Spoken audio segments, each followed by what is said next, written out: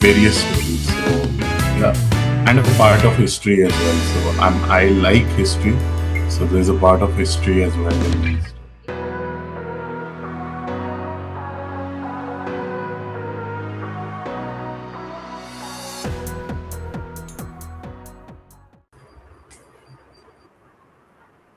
Hi everyone, and welcome to Ukiyoto Author Podcast series From Pages to Podium, where every author's stories find its true voice. I am your host Shankhalita Roy. So sometimes stories don't begin with grand moments; they begin in silence, in fleeting thoughts, in the emotions we don't often speak about. Today we are joined by Kartik Ahuja, a writer whose work is shaped by raw emotions, honest reflection, and the quiet complexities of everyday life. Balancing a structured professional world with a deeply introspective creative voice, he writes in spaces we often overlook, turning simple feelings into something profoundly relatable. His book, Fifty Shades of Feelings, is a bilingual collection of short stories that explores many shades of human emotion: love, longing, loss, hope, healing, and everything in between. Across different places, moments, and lives, each story becomes a mirror, reminding us that while our experiences may differ, our feelings often speak the same language. Today, we are not just talking about stories, we are stepping into emotions behind them. So, let us begin. So, hi Kartik, how are you? I'm good. How about you? I'm doing good as well. So, it's a truly an honor to have you here. Yeah, I'm happy to be at the podium at the podcast. Okay, thank you so much. So, let us begin with the first question. So you write about emotions in a raw and honest way. What inspired you to turn everyday feelings into collection like 15 shades of feelings? So, in the daily mundane life, you tend to forget what you are connected to because the moments just come and go by. So, you're not really connected. So, I wrote so that people can sit down, realize that this memory or something like this happened with me also a couple of minutes prior or during the day. So, that kind of inspired me to write. Wow, because I'm also like same as yours, and I also write the books for this reason only, so that people can relate to what we are going through and they are never alone. Yeah. Yes. So you balance a structured professional life with creative expression. How do those quiet moments, in between moments, shape your writing? So I think the structured corporate world kind of helps because you tend to see emotions not just from your perspective but other people's perspective as well because what they're going through. So all you need is a little bit of an observation power and the stories are sitting over there to be written. Such was wonderful take on the corporate life because most of the people tend to complain so much about it. Yes. Yeah. So your work reflects the idea that simple words can leave a deep impact.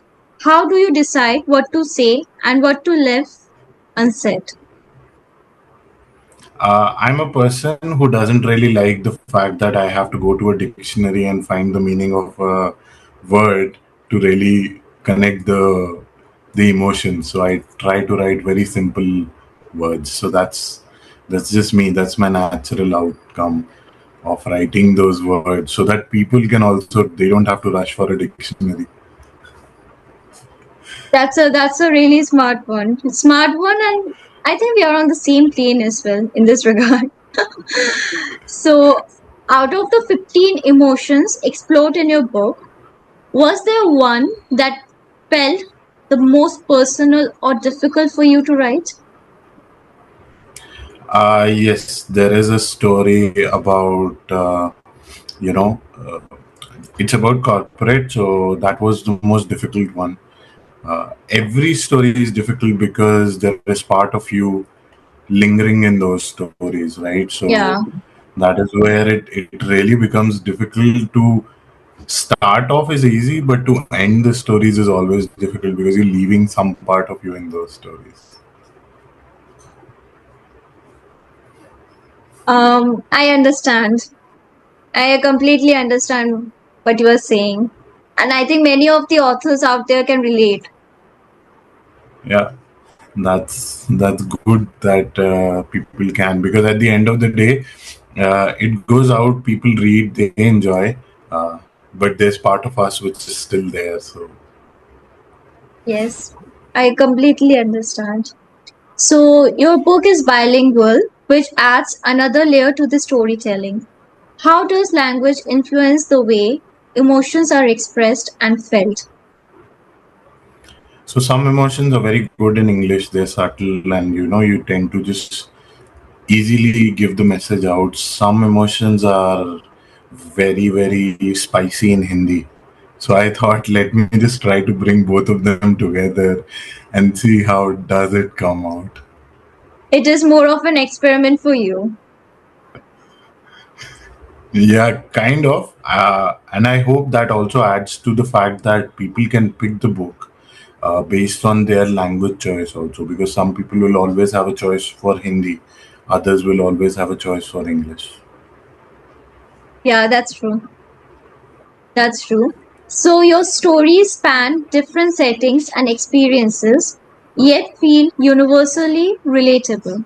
What do you think makes human emotions such a powerful common language? So I think every emotion has a way of just spreading and going across, and it is always the fact that it's the simple things which kind of connect with you. You could have a love story in the backdrop of World War II, but Yeah, it's still a love story, yes, right? So it's still a love story. It's still a emotion that anybody can connect to. yeah, So that's where I think if you just say it simply, people just understand. That's how emotions should be. yes. So, Kartik, if readers walk away from your book holding on to just one feeling, what would you want that feeling to be? I would say that feeling should be of love, self improvement, uh, loving yourself, because remembering your childhood, because there are all of these emotions in this book with various stories. So yeah, and a part of history as well. So I like history, so there's a part of history as well in these Yeah. stories. So it's like combination of various spices in a curry, and the book Correct. is all like that. Yeah, So it's really good, and the readers have to read the book to understand those. So let us go to the rapid fire round first. One word for sure. 15 shades of feelings. Enjoy. Love or silence. Silence. Memory or moment. Memories. Okay, healing or longing.